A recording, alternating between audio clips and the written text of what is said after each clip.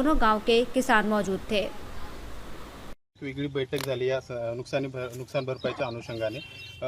काल मुख्यमंत्री असं बोलले की आम्ही नंतर जे नुकसान झालं त्या नुकसानाची पुन्हा आम्ही माहिती घेऊ आणि त्या बाबतीत अधिकची मदत कशी शेतकऱ्यांना देता येईल त्या अनुषंगाने आपल्याला काही प्रशासनास काही मुख्यमंत्र्याकडून माहिती देण्यात आलेली आहे का? नाही, आम्हीच माननीय मुख्यमंत्री महोदय, माननीय दोन्ही उपमुख्यमंत्री महोदय, आपले सर्व सन्माननीय लोकप्रतिनिधी, सन्माननीय पालकमंत्री, कृषी मंत्री सगळ्यांना आम्ही ब्रीफ केलेली परिस्थिती आणि तो जो मुद्दा आहे निकषाचा, त्यामध्ये वाढीव मदत करण्याच्या दृष्टीने पॉझिटिव्ह आहे सरकार आणि मला वाटतं की त्या लवकरच त्याचा निर्णय होईल.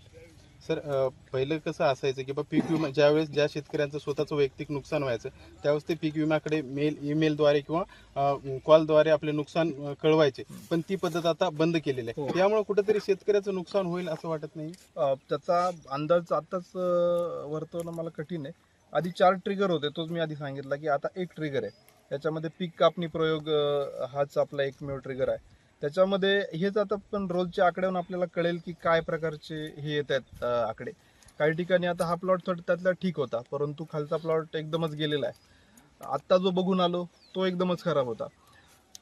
म्हणजे आता इथल्या इथंच आपण बघा की 3 जर बघितले तर त्यातले 2 एकदम खराब होते, 1 चांगला होता. आता हे आकडे आम्ही डेली घेऊ की काय पद्धतीचे येतात आणि त्यात कुठं जर काय हे होत असेल तर आम्ही त्यामध्ये करेक्ट ॲक्शन घेऊ.